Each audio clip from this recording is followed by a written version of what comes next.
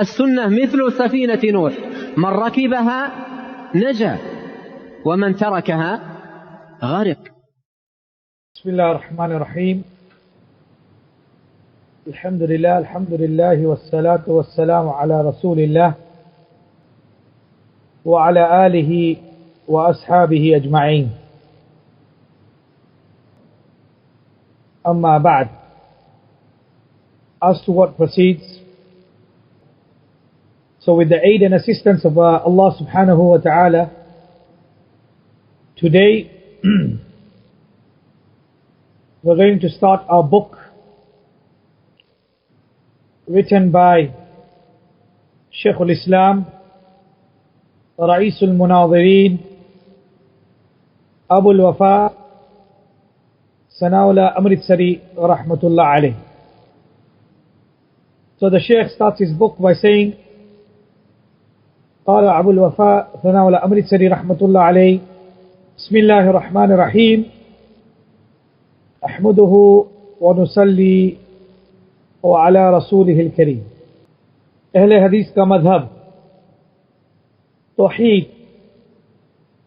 اہل حدیث کا مذہب ہے کہ خداوند تعالی سب چیزوں کا خالق ہے. سب مخلوق, کیا چھوٹی کیا بڑی, کیا عزیز کیا ذلیل, اس کے سامنے سب سر تسلیم خم ہے. کوئی بھی اس کے حکم کو پھیرنے کی طاقت نہیں رکھتا. سب دنیا کی اصلی حکومت خاص اسی کے قبضے قدرت میں ہے. چنانچہ ارشاد ہے, تبارک الذی بیدہ الملک وہو علی کل شیء قدیر, یعنی برکتوں والی وہ ذات ہے جس کے قبضہ قدرت میں تمام ملک کی حکومت ہے اور وہ ہر چیز پر قدرت تام رکھتا ہے.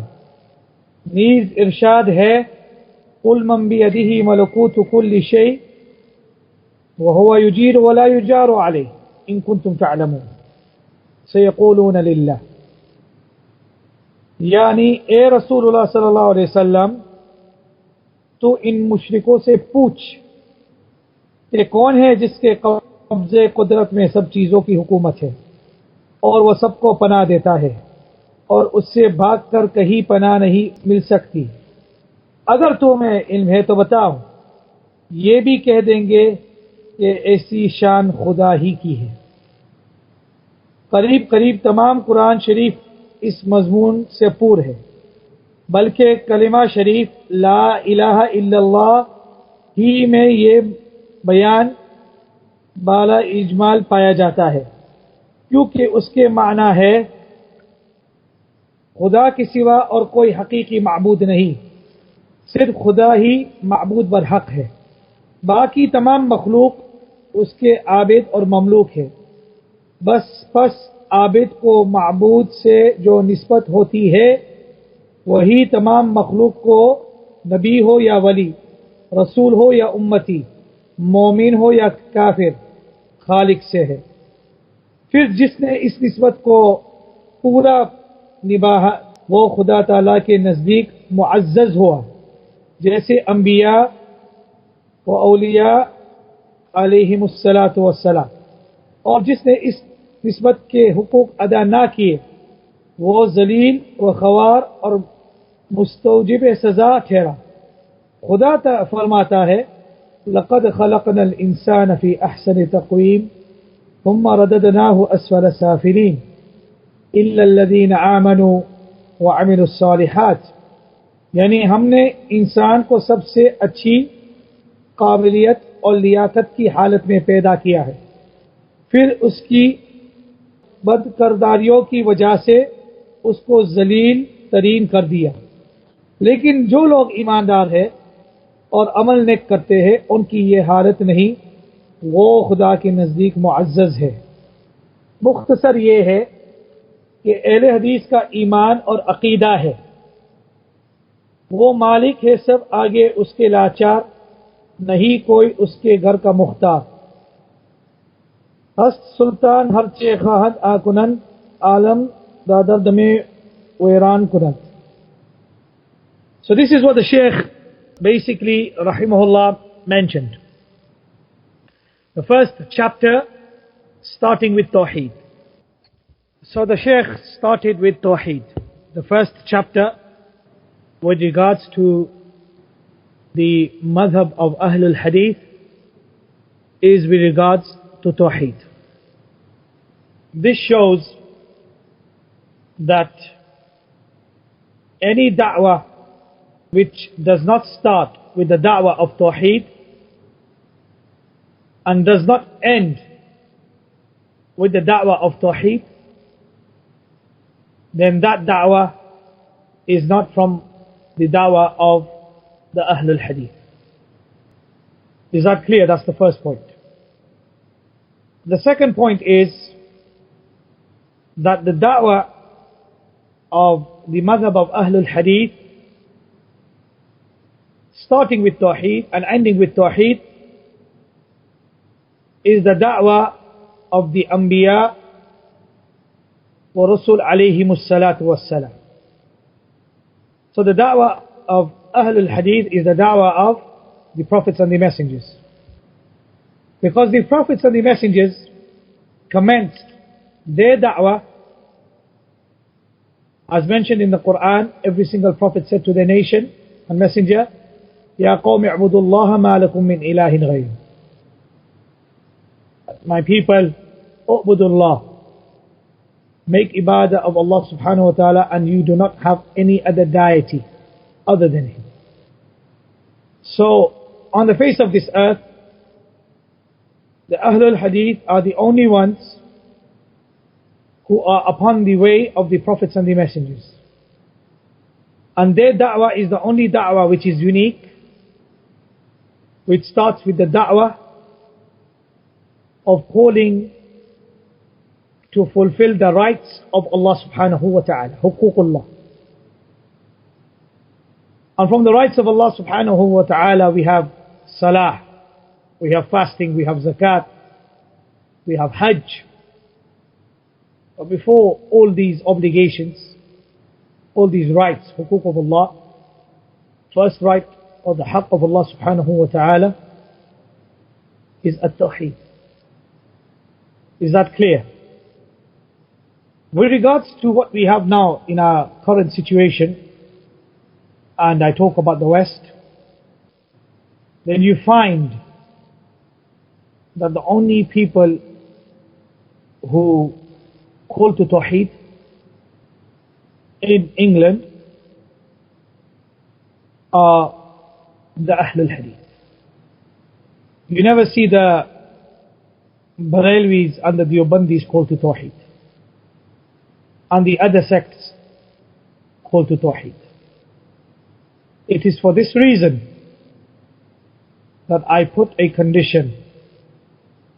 If I ever visit a masjid, any masjid for the first time, or any khutbah that I give in any masjid, is that my khutbah will be a khutbah on Tawheed. And I will not accept to talk about anything else, no matter what the situation is. And this is the condition which I have put now and implemented, and those students of mine who have traveled with me and accompanied with me will testify to this. The first lecture or the first khutbah in any masjid or in any organization is always with Tawheed. The other important point which I would like to make, where there is a false propaganda about the Ahlul Hadith, is that the da'wah of Ahlul Hadith is a da'wah with regards to Raful Yadayn, Fatiha Khalf al-Imam, Salatul Taraweeh, how many rakats it is, and so forth. This is what the Ahlul Hadith hold to, and this is their da'wah. This propaganda is a lie against us,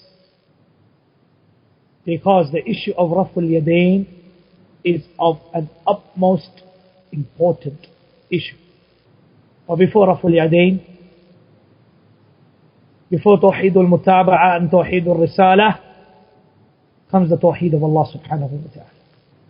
Hence, Shaykh al-Islam Abul Wafa ThanāʻAllāh Amritsarī, once again, being from the subcontinent, when he wrote his book, he started with Tawhid to show that there is no difference between the ulama of Najd and the Ahlul Hadith of the subcontinent with regards to their call, with regards to their da'wah, and with regards to their manhaj.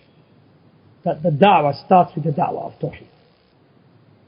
Also, it should be known to you students that if you want to judge an organization, a masjid and its code, then the mayar and the criteria for us is to see how much importance they give to Tawheed and how much they publicly warn against shirk and its people. This is our criteria. And the only people on the face of this earth who are distinctive and are muwaffaq min Allah subhanahu wa ta'ala, and who are really upon the guidance and following the footsteps of Muhammad Rasulullah sallallahu alayhi wa sallam wa ashabuhu ridwanallahi alayhim ajma'een, are the Ahlul Hadith, because they are the only ones that call to Tawheed. No other group can come forth and make this challenge and back it up with their actions. Everybody can make a challenge that we call to Tawheed. Even the Rafidah say that we call to Tawheed. But do you call to the Tawheed which Muhammad Rasulullah sallallahu alaihi wasallam called to? That is another question. So is it clear with regards to the da'wah of Ahlul Hadith is a da'wah of Tawheed? If somebody asks us what is our landmark, what is the landmark or the shi'ar of Ahlul Hadith?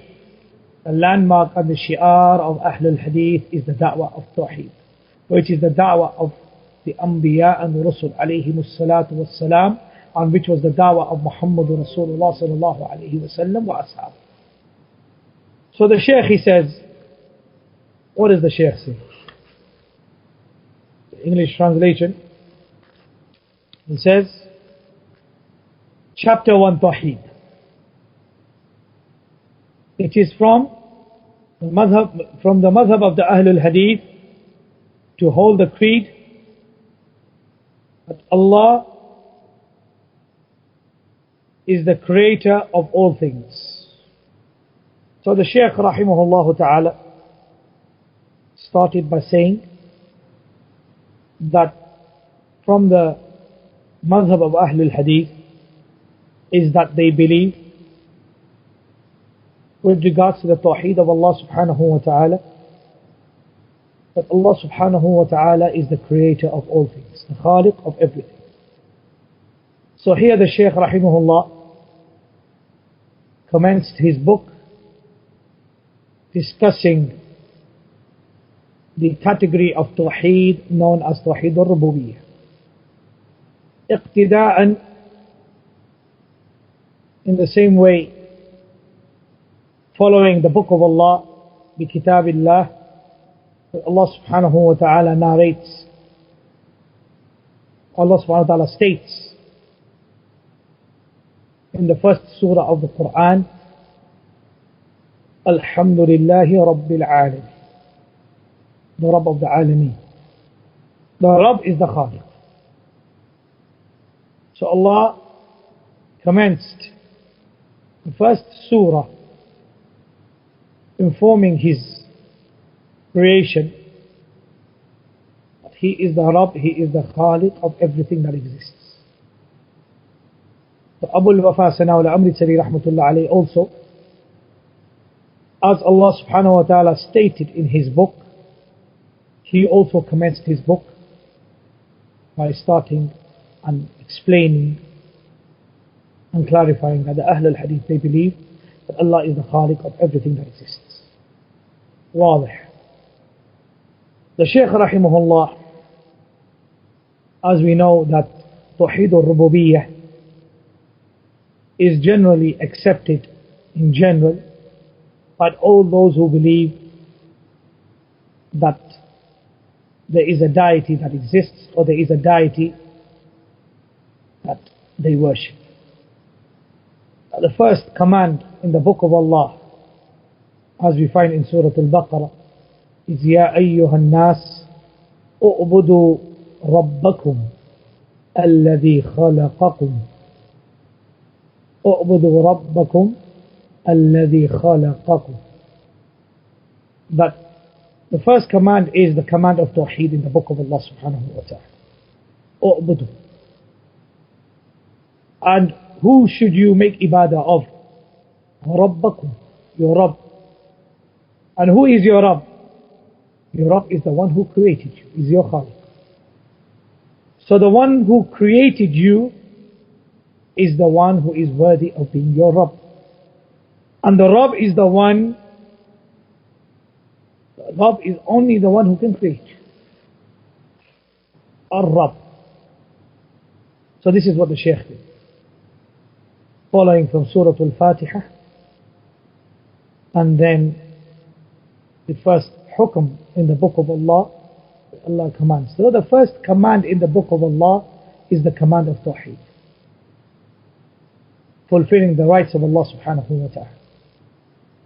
But today we find that nobody wants to talk about the rights of Allah subhanahu wa ta'ala. But everybody wants to talk about the rights of Huquq al-Ibad, about the creation, about the slaves. Worrying about Allah's slaves, which is something which is recommended. But neglecting the rights of Allah and fulfilling the rights of the slaves, your brothers and your sisters, having fundraisers night and day, whole night, whole day, raising money for your brothers and sisters, something which is highly recommended, but not once mentioning the rights of Allah subhanahu wa ta'ala. But no doubt, this is a great mulm upon ourselves. I know the right time you heard, last time you heard that somebody said, tonight we're going to talk about the rights of Allah. All night we're going to talk about the rights of Allah. So the criteria of a good Muslim today is the one who fulfills the rights of the slaves, regardless of how much he neglects from the rights of Allah. And when we talk about the rights of Allah, we are talking about a particular right, and which is the first right of Allah, which is Tawhid. This is completely neglected and ignored. In fact, the presenters themselves are ignorant of the rights of Allah on these TV channels that you have. So, does it become clear to us that the rights of Allah subhanahu wa ta'ala, that when you acknowledge that Allah is your Rabb, and then by default He is your creator, and when you acknowledge that Allah is your creator, then only your creator can be your Rabb, nobody else. Then the Shaykh mentions, he says, he divides the creation into 4 categories. From amongst His creation is that which is small or that which is big. Big or small, all creation, whether big or small, whether honored or dishonored. So the creation of Allah is of 4 types: big or small, honored or dishonored. Regardless of whether this creation is big or small, whether it is the great mountains, sun or the moon, or whether it's something which is small, like an ant or insects, or whether it is aziz, honored, like the throne of Allah, like the heavens, or zalil, dishonored, the kuffar, the disbelievers, the mushriks, the innovators, the atheists, the Christians and the Jews and the Hindus and the Sikhs, all of them are from amongst the creation of Allah subhanahu wa ta'ala. All of these creations in front of Allah subhanahu wa ta'ala, and and they are like those, and the creation is like that which is dependent and in need of Allah subhanahu wa ta'ala. Then the Shaykh says, what does he say? He says that nobody has the ability to change the judgment or the decree or the legislation of Allah subhanahu wa ta'ala. Nobody has the taqah, the strength or the ability which Allah subhanahu wa ta'ala has commanded or decreed. Are you with me? Are you following with the Shaykh? So the Shaykh is now explaining al-Rububiyyah in detail. So the Shaykh is saying that nobody has the ability to change the judgment set by Allah subhanahu wa ta'ala. All forms of legislation and decrees on the earth is in reality in the hands of Allah subhanahu wa ta'ala. Its legislation and power is in the hands of Allah subhanahu wa ta'ala. Are we clear? So the Shaykh, with regards to, after categorizing the creation and mentioning that all are humbly, all are in need and dependent of Allah subhanahu wa ta'ala, whether they acknowledge this or denounce it or reject it. That is the fact. Nobody has the ability or power to change anything he decrees and has legislated. So the Shaykh beautifully explained a part of Tawhid al-Rububiyyah. Are we clear so far? Then the Shaykh Rahimahullah, with regards to what he explained, so the Shaykh first mentioned the Madhhab of al-Hadith, and he started by Tawhid, and from Tawhid he started by Tawhid al-Rububiyyah. I explained to you why he started with Tawhid al-Rububiyyah in Surah al-Fatiha and in Surah al-Baqarah. And it is the general style of, or the manhaj of the Ahlul Ilm, that they start with Rububiyyah. Because if somebody accepts Rububiyyah, as mentioned in Surah al-Baqarah, اُعْبُدُوا رَبَّكُمْ الَّذِي خَلَقَكُمْ, he accepts the Rububiyyah of Allah subhanahu wa ta'ala, then he has to accept that Allah is the Khaliq. And when he accepts that Allah is the Khaliq, then that necessitates the fact that he singles out Allah subhanahu wa ta'ala in all forms of ibadah. Is that clear? Is that better? In the middle. Then the Shaykh Rahimahullah quoted 2 ayats of the Qur'an to back up his explanation. The first ayah which the Shaykh quoted is the ayah which is in Surah Al-Mulk. The Shaykh Rahimahullah quoted the ayah with regards to Tawhid al-Rububiyyah and what he explained. تبارك الذي بيده الملك وهو على كل شيء قدير. Tabaraka, generally translated as blessed is he in whose hand is the dominion, and he is able to do all things.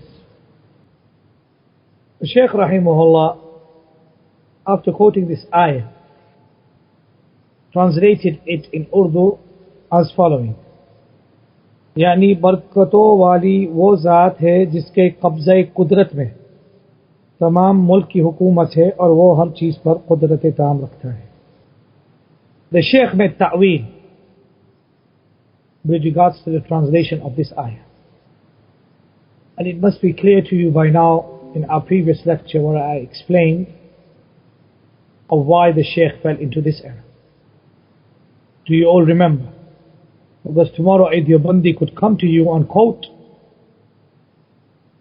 this ayah and say, your Shaykh al-Islam has made ta'weel of Asma wa Sifat. So what do you say about him? Ishkal warid. I think I gave you plenty of information and explanation in our previous lecture with regards to the error of or the mistake of Shaykh al-Islam al-Wafa Thanāʻَallāh Amritsarī. Many of the scholars of the al-Hadith have explained the mistake and its clarification, but very few have explained the reason of why he fell into this error, which I explained. And I told you that was because of the sohbah, or that the Shaykh, he went and studied with the people of Bidah. As we know that he graduated from Darul Ulum Deoband, and he graduated from Mazahir al-Ulum Saharanpur in India, the second biggest institution of the Deobandis in the world. And we know what happened. For those of you who are not present, then it is very strongly advisable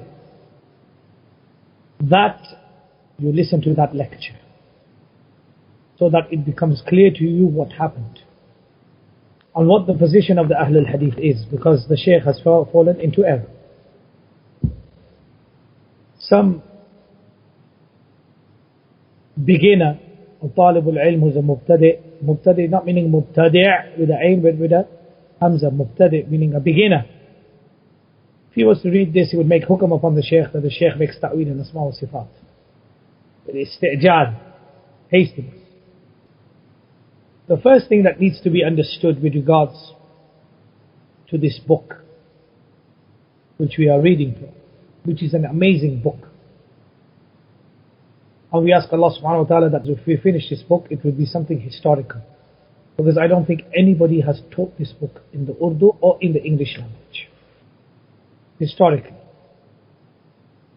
that I know of. Wallahu a'lam. This book was written and published in the year, the first edition of this book was published in the year 1899.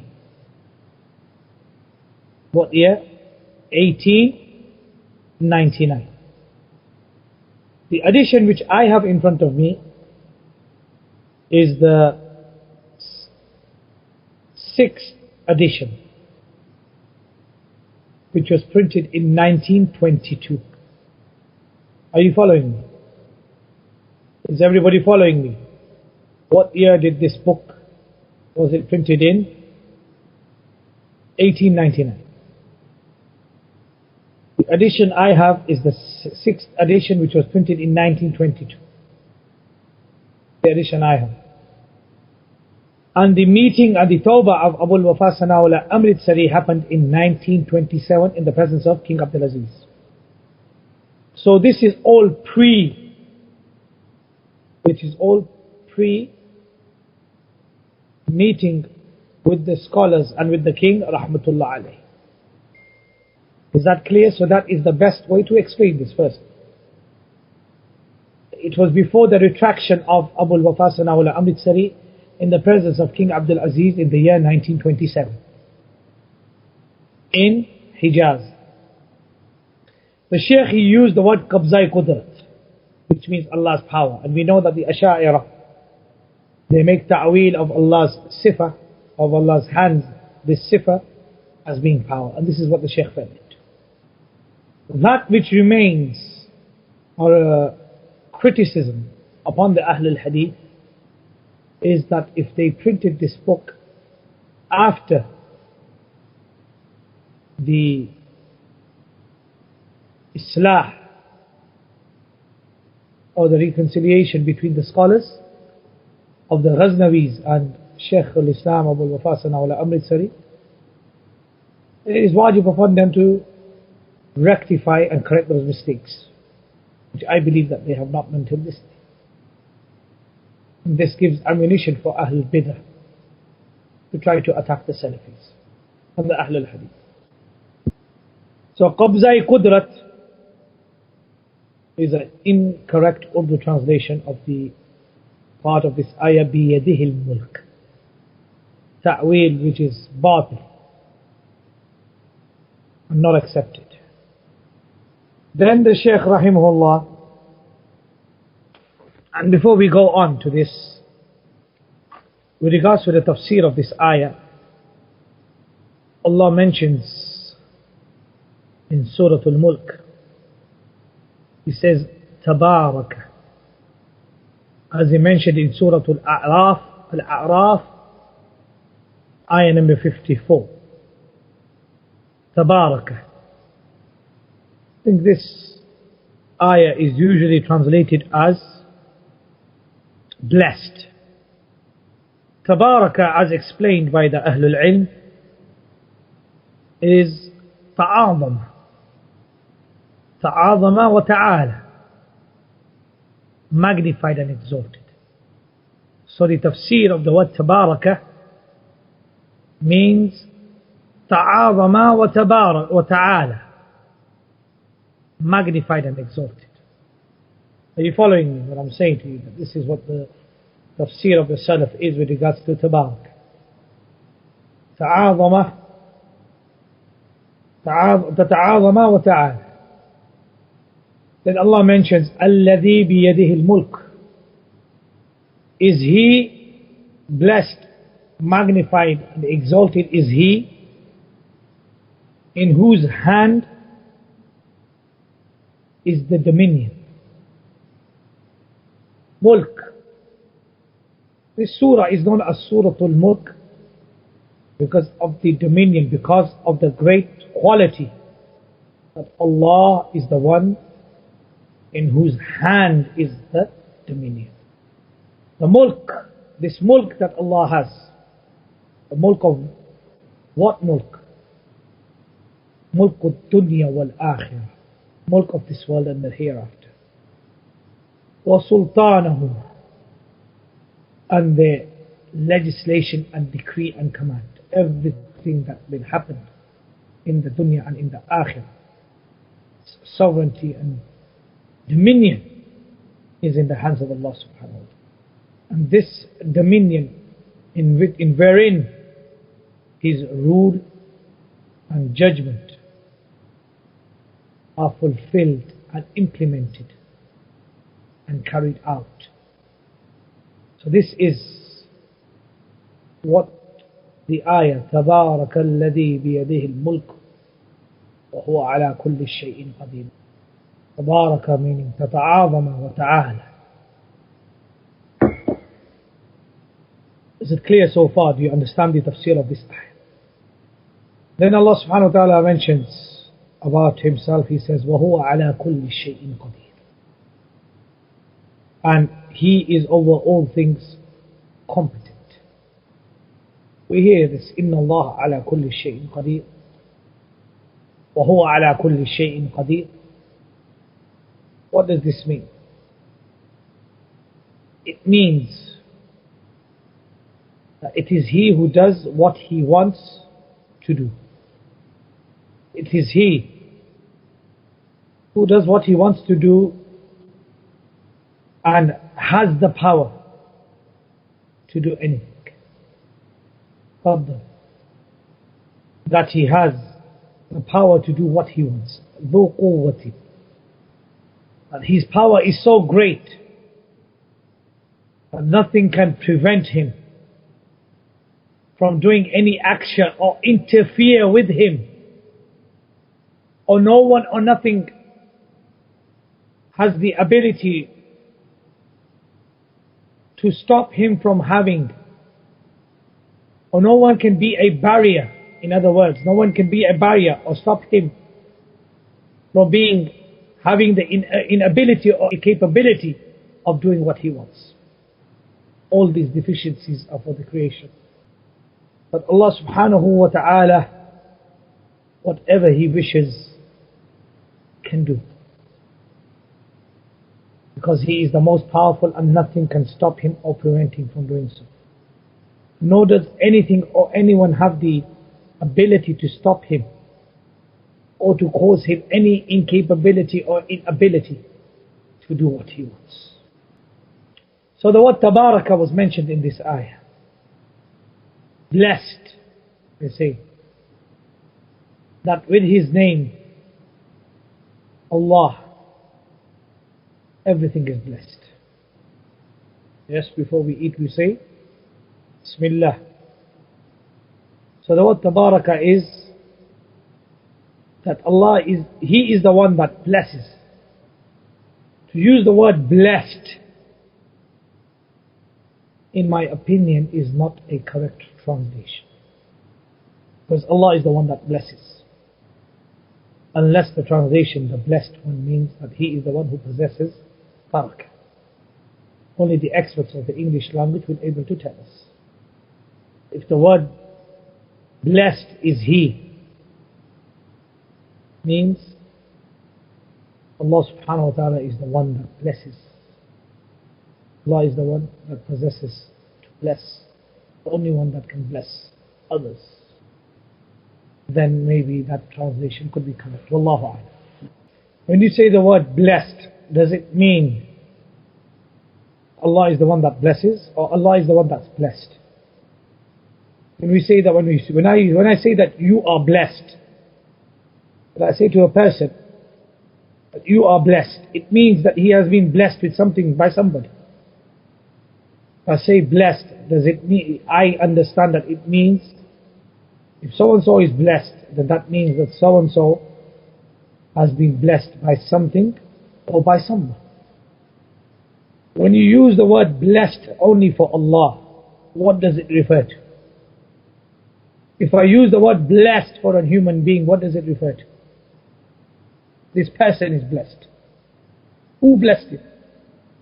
For someone to be blessed is the object. So who is the subject that blessed? The Ahlul Ilm, they say that the word Tabaraka means, like I said to you, that with His name, through His name, everything is blessed. The Ahlul Ilm, they also say that Tabaraka means a barakah. That barakah is obtained and earned through His remembrance. That's the second meaning, as mentioned by Al-Baghawi. And they also say that Tabaraka means irtafa'a wal mubarak al murtafi'. Blessed is His remembrance. Elevated and exalted is His remembrance. Do we understand what I'm saying? So the better translation would be that Tabaraka means that Allah's remembrance is exalted and blessed with His remembrance, and all blessings are from Him. This is the correct translation. As the word blessed, Allahu A'lam. Because the Ahlul Ilm, they all agree, Mufassirin, they all agree. If you look at all the Mufassirin from the Salaf, they all agree that Tabaraka means that everything is blessed through His name, or that His remembrance is exalted and blessed, or through His remembrance blessings are obtained. As Abu al-Muzaffar as-Sam'ani from the 5th century said, he said, وَالْمَعْنَى, when he said Tabaraka, he said, جَمِيعُ الْبَرَكَاتِ مِنْهُ تَعَالَى. All forms of blessings are from Him. So the word blessed from the tafsir of the Salaf is not a correct translation.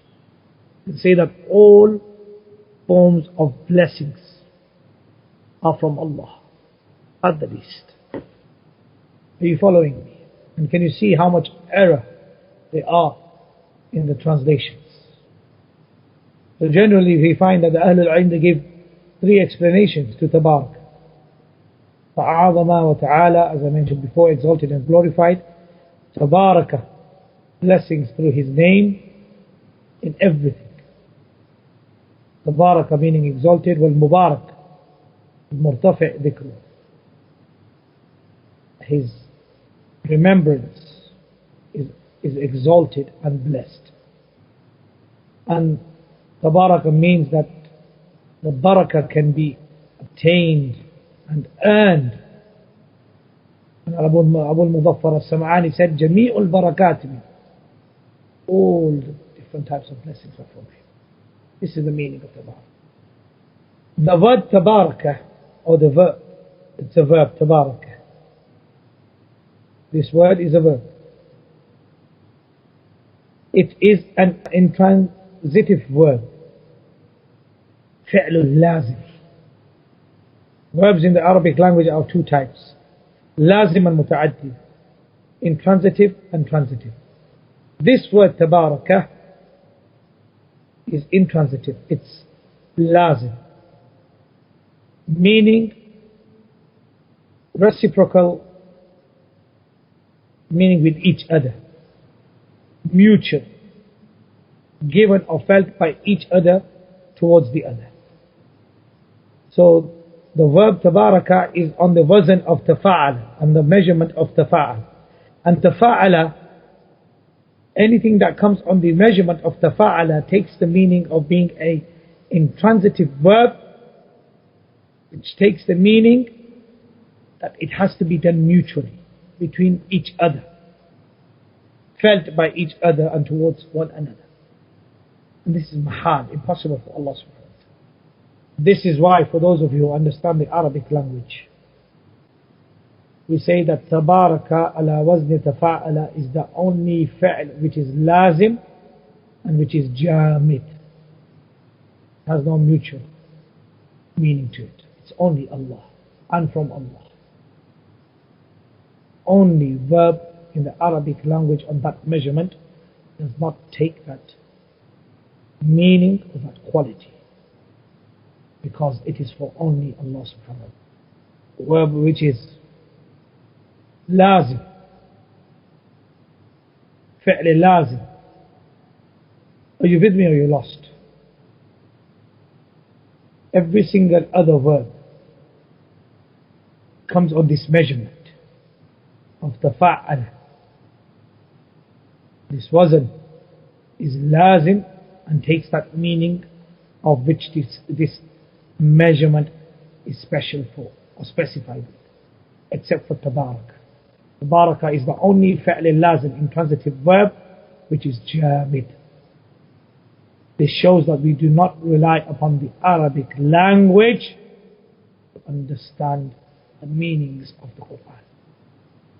Just we give preference to how it is understood by the Prophet ﷺ and the Sahaba.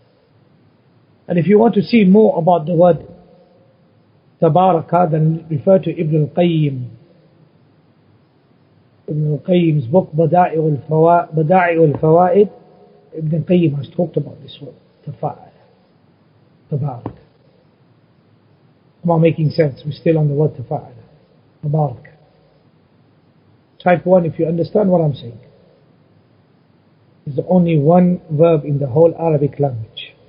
Comes on the measurement of tafa'ala, which is fi'l lazim, and does not take that meaning. And that is the verb tabaraka, which is the quality and the sifa for Allah subhanahu wa ta'ala. There is no mutual meaning for that. And tabaraka means, as mentioned, ta'azzama wa taqaddasa wa ta'ala. Ay jami'ul barakati. So the word barakah, ay al-barakah, for Allah subhanahu wa ta'ala comes from two verbs. Tafa'ala, which is fi'l lazim, which is intransitive, and fa'ala, which is transitive, muta'addi.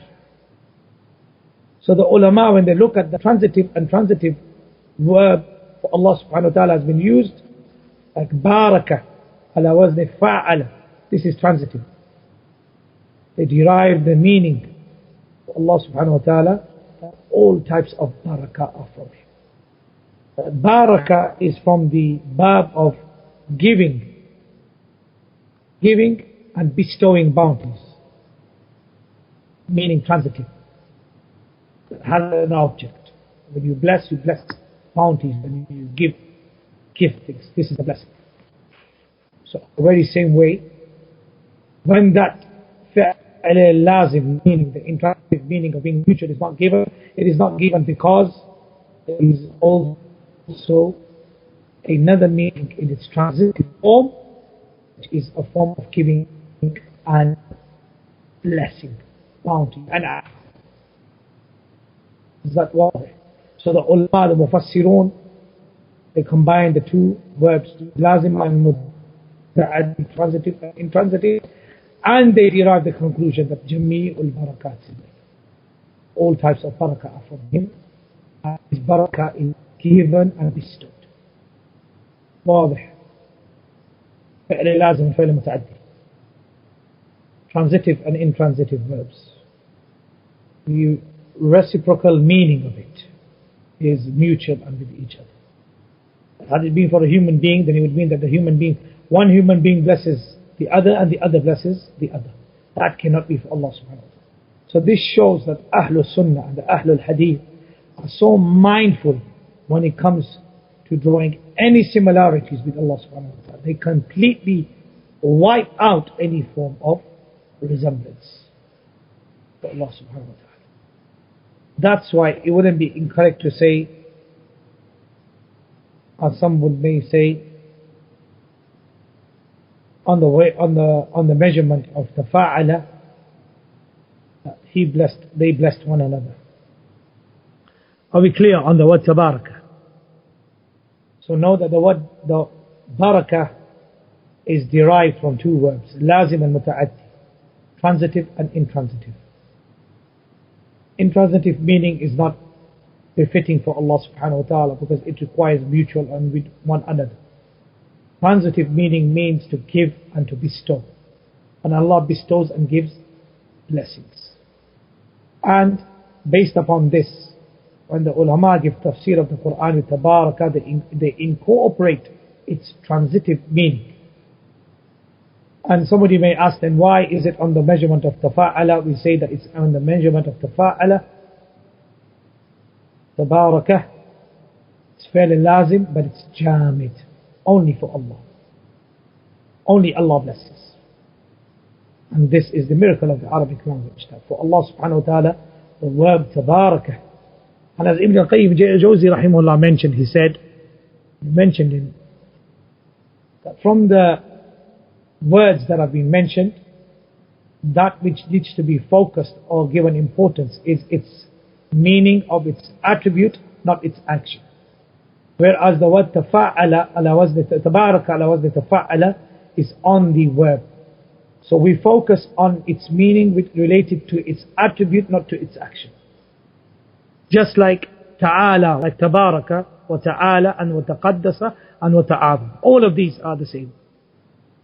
So all these words, tabaraka, ta'ala, taqaddasa, and ta'azama are all intransitive.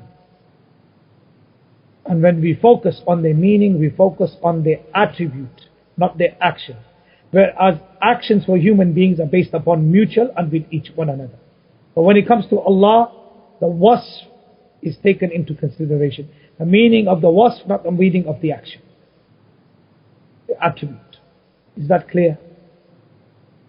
Whereas for the human beings, that which is given importance is the action between each of them, each other and mutual. But with Allah, the ma'na is the wasf, not the fi'l. Have I made any sense before we move on? Is it clear? With regards to tabarak. Is it clear? So tabaraka, ta'ala, taqaddasa, wa ta'azama, all of these intransitive verbs for Allah, that which is taken into consideration and the focused on the focal point is the meaning of its sifa, attribute, not its action for Allah. Whereas with the creation, it's always with the action mutual and with one another. And the reason of why we can say that we give it its transitive meaning is because there is another verb on the words of fa'ala, which is baraka, min ba'di a'ta, and ni'ma, which means to give and to bestow. Blessings, al-baraka is also from there. So the ulama combine the meaning of the attribute, the sifa, and the action of blessing, which is from giving and bestowing. I hope I make sense for those who are following me. It's quite deep and detailed, but I hope it makes sense. So now, after understanding the word tabaraka in the Arabic language, and referring back to the mu'taqadat of al-Sunnah and how the Prophet ﷺ and the Sahaba understood it, then think about this translation where you find blessed is he who, and so forth. So we move on to the second ayah which the Shaykh mentions. The second ayah which the Shaykh mentions is, he says, قُلْ مَنْ بِيَدِهِ مَلَكُوتُ كُلِّ شَيْءٍ وَهُوَ يُجِيرُ وَلَا يُجَارُ عَلَيْهِ إِن كُنْتُمْ تَعْلَمُونَ سَيَقُولُونَ لِلَّهِ. And say, O Muhammad ﷺ, to the mushrikeen, in whose hand is the sovereignty of everything, and he protects all, while against whom there is no protector. If you know, they will say to Allah. Surah Al-Mu'minun, ayah number 88 and 89. The Shaykh translated this ayah, rahimahullah, as, यानी ए रसूलुल्लाह तो इन मुशरिकों से पूछ कि कौन है जिसके कब्ज़े कुदरत में. So again the Shaykh made ta'wil in the second ayah. चीज़ों की हुकूमत है और वो सबको पनाह देता है, उसे भाग कर कहीं पनाह नहीं मिल सकती. अगर तुम्हें इल्म है तो बताओ, ये भी कह देंगे कि ऐसी शान खुदा ही की है.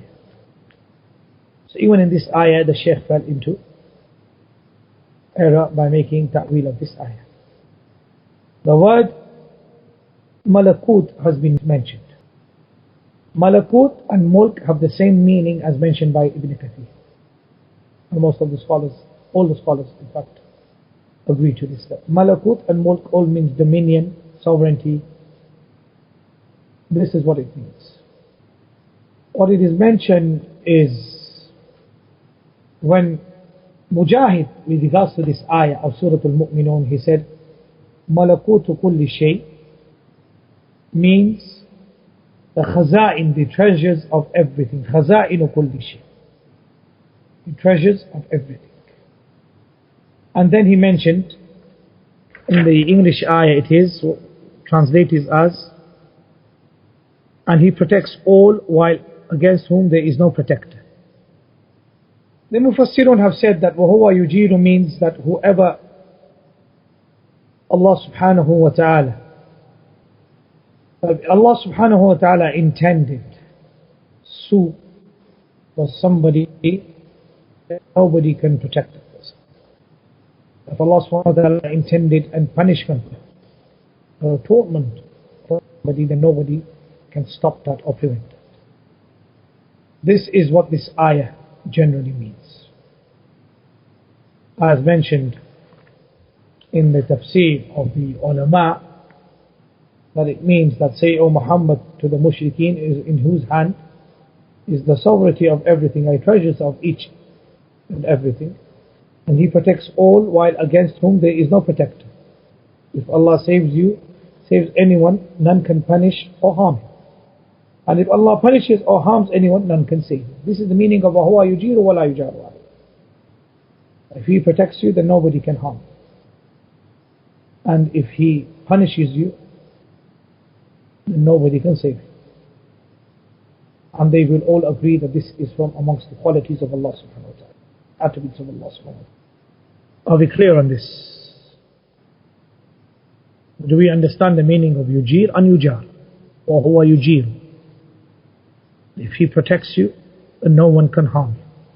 And if he intends to harm or punish or give you atonement, then nobody can protect you or save you. Am I clear? So with regards to these both ayat, we understand that mulk and malakut refer to the same meaning. We have understood the meaning of tabarakah. We have understood that blessed is not a correct, accurate translation of what has been explained by the mufassirun. We understand the transitive and intransitive forms of such words for Allah subhanahu wa ta'ala, like tabaraka and ta'ala and taqaddasa and ʿAllāmah. But although all these verbs are in the intransitive forms, that which is agreed by the ulama is that the meaning that is intended is the attribute and not the action, while the action is intended for the creation, not for the creator. And we also know that from another verb, measurement of a verb, which is fa'ala, which is baraka, then the meaning of this verb in transitive verb which is muta'addi, is from the aspect of giving and bestowing. The barakah of Allah is given and bestowed. And the barakah of Allah, as we know, is one of the qualities of Allah subhanahu wa ta'ala, is that He blesses to whom He wishes and how He wishes. And this is what Ibn Qayyim rahimahullah mentioned in Bada'i al-Fawaid when he talked about this from its linguistic perspective and from the perspective of Allah's sifah, being that from amongst the sifah of Allah subhanahu wa ta'ala is that He blesses. Wadih. And the second ayah is clear. Malakut, the shahid of the ayat is Kul man biyadihi malakuti kulli shay. And the Shaykh rahimahullah proved and established khaza'inu kulli shay, because Allah is the creator, He has the treasures of everything that exists on this earth and in the heavens. So is it clear before we move on? Is the issue of tabaraka clear and the issue of the Shaykh's ta'wil clear? May Allah forgive him and forgive us. And the understanding of the word tabaraka, is it clear that it's fairly lazim and baraka is fairly muta'addi? And the intended meaning for the word tabaraka is the sifah, the attribute, not the action. And the action entails that it be mutual on one another, and this is not possible for Allah. And the same applies to tabaraka wa ta'ala wa taqaddasa wa ta'azama. And these are all jamid when it comes to Allah, only for Allah. When it comes to the attributes of Allah, they are jamid. And when it comes for other than Allah subhanahu wa ta'ala, then they are lazim. Lazim and not jamid when it comes to the creation of Allah. Then the Shaykh rahimahullah ta'ala, what does he say? He says, the translation, he said regarding this issue Tawhid, Shaykh rahimahullah said, the whole Qur'an is in continuous and unanimous agreement without any contradiction. So he said, basically the Shaykh is saying here, the whole Qur'an, the subject of the whole Qur'an is, when we look at the Qur'an from the beginning till its end, it is all Tawhid. As we know that Shaykh Islam Ibn Qayyim rahimahullah, he said, Qur'an can be divided into three parts. One part is Tawhid. One part is with regards to the rulings of halal and haram. And one third is with regards to the qasas, the stories of the prophets and the messengers and the previous nations, and the description of hell, heaven. The Shaykh rahimahullah, he said that the Qur'an, its subject from the beginning till the end is Tawheed. I'm saying to you that the whole Qur'an is Tawheed from the beginning till its end. One third of the Qur'an clearly is just about the Tawheed, about Tawheed of Allah subhanahu wa ta'ala. And then the Shaykh he mentioned, he said, rather that we find in the kalima tayyibah, la ilaha illallah, that this is the meaning which entails from it, the clarification of Tawheed. Bayan of Tawheed can be found in the kalimatul tayyibah, can be found in the kalimatul tayyibah. And then the Shaykh he gives the meaning of the kalimatul tayyibah, where he says that la ilaha illallah means that there is no deity worthy of worship in truth except for Allah alone. And alhamdulillah, the Shaykh he gave the explanation of the kalimatul tayyibah, and now he's talking about Tawheed al-Ibadah or Tawheed al-Uluhiyyah, actions of the slaves and the right of Allah subhanahu wa ta'ala, Tawheed al-Ibadah. And like I have mentioned before, that the translation of La ilaha illallah, find many translations. There is no God but Allah. There is no deity worthy of worship except Allah. all these translations are incorrect. The correct translation, الترجمة السلفية السنية, is that there is no deity worthy of worship in truth except Allah. Every other translation of La ilaha illallah is incorrect and deficient. So the Shaykh, he started to explain with regards to Tawhid al-Ibadah. After explaining Tawhid al-Rububiyyah, after establishing Allah is the creator, Allah is the Rabb, then he said that the whole Qur'an is full of Tawheed, and then now he talked about the Tawheed of the prophets and the messengers, the message and the mission that they came with, because the disbelieving nations never ever denied the existence of Allah, the wujud of Allah. They never became atheists, but they all became polytheists, mushriks. While at the same time believing that there was a creator and a sustainer, that their Rabb was Allah. So Shaykh al-Isla Amritsarī says that the whole Qur'an is full with regards to Tawhid al-Ibadah, with regards to Tawhid al-Uluhiyyah. So from here he started to talk about the second category of Tawhid. And then he explained the meaning of Tawhid al-Ibadah, or the Kalimat al-Tayyibah. When he said this, he said, لا معبود بحق إلا الله. And he said, in truth, only Allah is worthy of being worshipped alone. And the rest of His creation is from His slaves and that which is owned by Him. And everything other than Allah subhanahu wa ta'ala is His creation, and they are His slaves, abid. They worship Him, and they are His property. He owns them. And that which is ascribed to the slave in regards to his master, or the one that he worships, the slave, is specific to all of creation, whether it be to prophets, messengers, walis, or rasul. So here the Shaykh mentioned something very interesting. First thing he said, that you've understood that only Allah is the one that is worthy of being worshipped in truth, and He is the true deity. All other deities that are worshipped are upon falsehood. And then he mentioned that everything that exists, the makhluk, the alameen, they are His worshippers, and they are His slaves, and He owns them. And as we know that the ascription which the slave has the one that he worships is exactly in the very same manner the creation has with the Creator.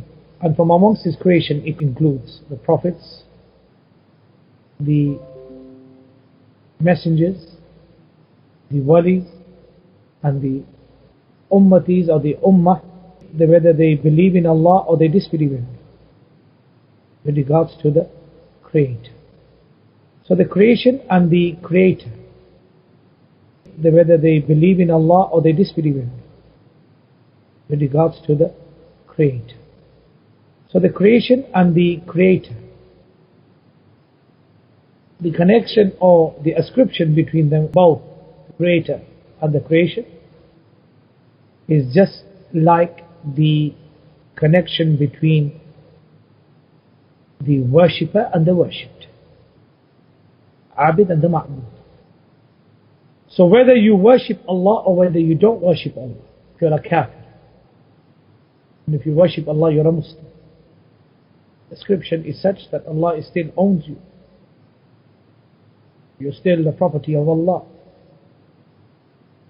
In the very same way, His creation, believing or disbelieving, He is the Khaliq, and He still owns you. Is that clear from what I am saying, what the Shaykh is saying? Then the Shaykh he says, and those slaves who fulfill the rights of their Rabb, then they are greatly honored by Allah subhanahu wa ta'ala. So here's what the Shaykh says. The Shaykh says we have the abid and the ma'bud, the worshipper and the worshipped.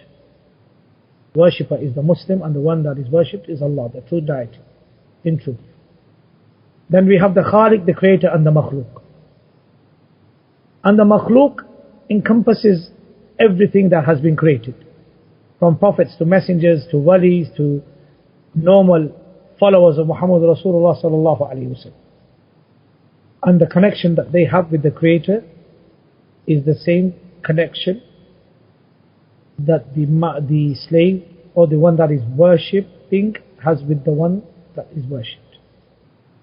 Meaning the ma'bud, what this means is that the ma'bud is the khaliq, and the abid and the makhluk are all dependent on the property of Allah subhanahu wa ta'ala. This is what the Shaykh is saying. Now the ma'bud is the khaliq, and the khaliq is the ma'bud, and the abid is the makhluk, and from amongst the makhluk there is his abid. The kafir or the Muslim are amongst his makhluk. The abid is from the Muslim, and the kafir is from the makhluk. Is that clear? So we understand the categorization the Shaykh did. Abid and the ma'bud and the khaliq and the makhluk. The makhluk includes generally believers as well as disbelievers. But the connection, there is no difference when it comes between the abid and the ma'bud and the khaliq and the makhluk. Khaliq is the ma'bud, the makhluk from amongst them is the abid. This is what the Shaykh rahimahullah is saying. Then the Shaykh said that look, from amongst the creation you have the believing and the disbelieving. Those who single him out in worship, in ibadah, in truth, he says, this is what the Shaykh says, and those slaves who fulfill the rights of their Lord, then they are greatly honored by Allah. So everybody is a slave. Every single makhluk is also the slave of Allah. And so from amongst those slaves who are Muslims, who are submissive to Allah with his Tawhid, then they are honored by Allah. So you can only be honored and respectful or respected if you are upon Tawheed. If you are not upon Tawheed, then you are dishonored, and there is no respect for you. And those who are the most honored from amongst the creation of Allah subhanahu wa ta'ala were the prophets and the messengers. So from the creation of Allah we have those who are honored and those who are dishonored. The honored ones are the believers, the dishonored ones are the disbelievers.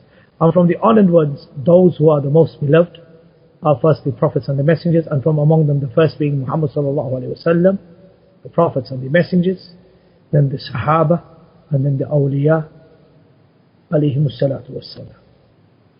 And from amongst the disbelievers are those who are the heads of the in disbelief, like the likes of Fir'aun, Abu Jahl, Abu Lahab, and others. So if you fulfill the rights of Tawheed, then you are honored. So anybody who is not upon Tawheed and does not call to Tawheed is not to be honored and is not honored by Allah, no matter how great his work may be, as the Shaykh says. And whoever does not fulfill the rights of Allah as a slave, then he is disgraced by Allah and given an evil recompense. Zaleel, he used the word Zaleel. And then he used the ayah, لَقَدْ خَلَقَنَا الْإِنسَانَ فِي أَحْسَنِ تَقْوِيمٍ ثُمَّ رَدَدْنَاهُ أَسْفَلَ سَافِلِينَ. This is his evidence of this categorization.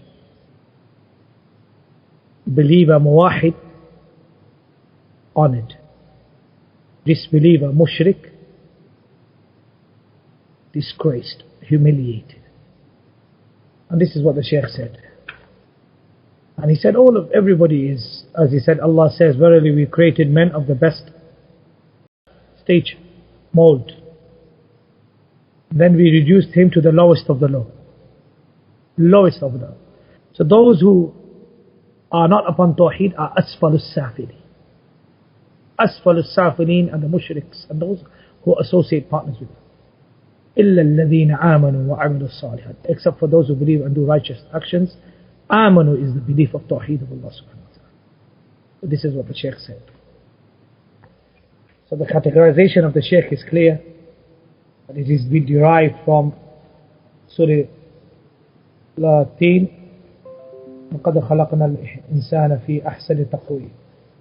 Believers and disbelievers, respected and disgraced, أَسْفَلُ السَّافِلِينَ, and those who are not upon Tawhid. So everybody from amongst Ahlul Bidah who is not upon Tawhid is from Asfal. And then the Shaykh Rahimahullah mentioned, and he said, and he finished the chapter by mentioning the line of poetry, which means he is the master and owner of everything and everybody is in need of him. Nobody possesses the authority and choice to do anything in front of him. And by this he finished the first chapter of Tawhid.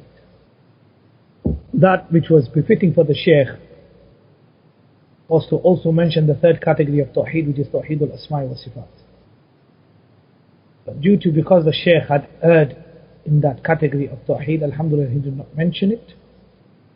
And one of the reasons of why he may have not mentioned that category of Tawhid is that he himself must have considered that this form of Tawhid, in making ta'wilat, is only to be mentioned or used when debating, as he was doing so, and as he was famously known for. Until he made tawbah to Allah subhanahu wa ta'ala in the presence of King Abdul Aziz. That which was befitting for him was to also mention the third category of Tawhid, which is from the manhaj of the aqeedah of al-Sunnah wal Jama'ah, al-Hadith. And many of our other scholars who wrote books on Tawhid and who did not fall into this error mentioned this category of Tawhid. So nobody can just say, why, if ThanāʻAllāh Amritsarī did not mention it, he said that it's the Madhhab of al-Hadith, and he did not mention it, so he can't be the Madhhab of al-Hadith. No, ThanāʻAllāh Amritsarī had fallen into error, rahimahullah, Allah forgive him. Our other scholars in their other books, like al-Samrudi and others, and Abdullah Rawpuri and the Ghaznavi scholars, they all mentioned this third category of Tawhid. Na'am. And by this, walillahi alhamdu wal minnah, we have completed the first chapter of the book, which is the chapter of Tawhid. Allah subhanahu wa ta'ala, etc. And by this we end today's sitting. Barakallahu feekum, on the 26th of the 3rd, 2018, corresponding to the 9th of Jumad al-Akhir, 1439 after Hijri. I ask Allah subhanahu wa ta'ala that He makes this majlis, He blesses this majlis, and that you have benefited from this book, this great book that which we are studying. And the second subject will be the subject of Risala. We hope that that translation is ready and sent to me. Barakallahu feekum wa jazakumullahu khaira. سبحانك اللهم أشهد أن لا إله إلا أنت أستغفرك وأتوب إليك. And I will see you students next week, and the time will be announced in the group. Assalamu alaikum wa rahmatullahi wa barakatuh.